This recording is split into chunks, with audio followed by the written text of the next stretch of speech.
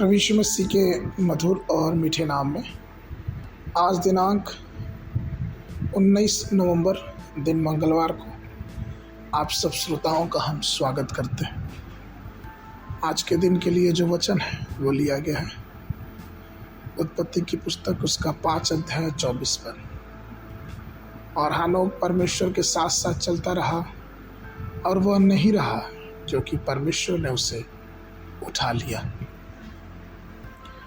प्रियो, एक बार परमेश्वर के सेवक ने कहा, जब मैं अपनी नौकरी से इस्तीफा देके पूर्ण सेवकाई में आया तो मैंने अपने आप को पाया कि मुझे परमेश्वर के करीब रहना बहुत ही अच्छा लगता है और मैं परमेश्वर से प्रार्थना करने लगता।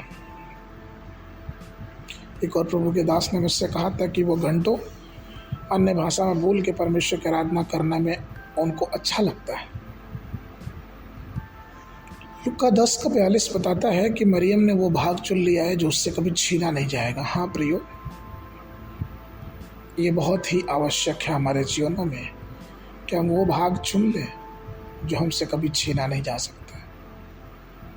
हानोक परमेश्वर की उपस्थिति में चलता रहा और परमेश्वर ने एक दिन उसे उठा लिया। यह इस कारण हुआ क्योंकि हानोक हमेशा चाहता था कि उसके जीवन से परमेश्वर बढ़े और वो घटे। जिस प्रकार से यूहन्ना बपतिस्मा देने वाले ने कहा कि वो बढ़े और मैं घटूं, उसी प्रकार से प्रियो हमारा भी जीवन परमेश्वर की बातों को पढ़ाने में और अपने आप को घटाने में रहना चाहिए। गलतियों की पुस्तक उसका 2 अध्याय 20 पद कहता है कि मैं मसीह के साथ क्रूस पर चढ़ाया गया हूँ।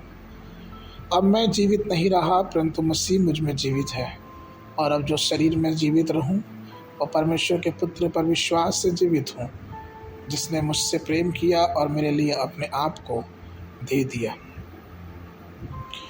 इसलिए जब परमेश्वर के हम लोग कहलाते हैं तो अगर लोग हमारे अंदर देखिए तो हमारे अंदर से मसीही प्रेम, दया, कृपा, करुणा, पवित्रता, आत्मिक भलाइयाँ की भरपूरी झलकनी चाहिए।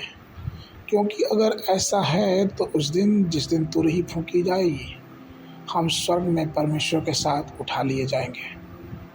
1 कुरिन्थियों 15 अध्याय 51 से 53 पद इस बात को बताता है कि देख, मैं तुझसे भेद की बातें कहता हूँ कि हम सब तो नहीं सोएंगे परंतु सब बदल जाएंगे, और यह क्षण भर में पलक मारते ही पिछली तुरही फूंकते ही होगा, क्योंकि तुरही फूंकी जाएगी और मुर्दे अविनाशी दशा में उठाए जाएंगे और हम बदल जाएंगे। क्योंकि अवश्य है कि यह नाशवान देह अविनाशी को पहन ले और यह मरणहार देह अमरता को पहन ले। तो प्रियो, आइए उस परमेश्वर के उठाए जाने को अपने जीवन में याद रखें, और जो हमारा रूपांतरण, जो हमारा रैप्चर होगा, उसके लिए भी अपने जीवनों को तैयार रखें। आज के वचन के लिए मत्ती उसका 24 अध्याय 42 से 44 पद। इसलिए जागते रहो, क्योंकि तुम ना तो उस घड़ी को जानते हो और न तुम उस दिन को, परंतु ये जान लो कि यदि घर का स्वामी जानता कि चोर किस पहर आएगा तो जागता रहता और अपने घर में सेंध न लगने ना देता। इसलिए तुम भी तैयार रहो, क्योंकि जिस घड़ी के विषय में तुम सोचते भी नहीं हो उसी घड़ी मनुष्य का पुत्र आ जाएगा।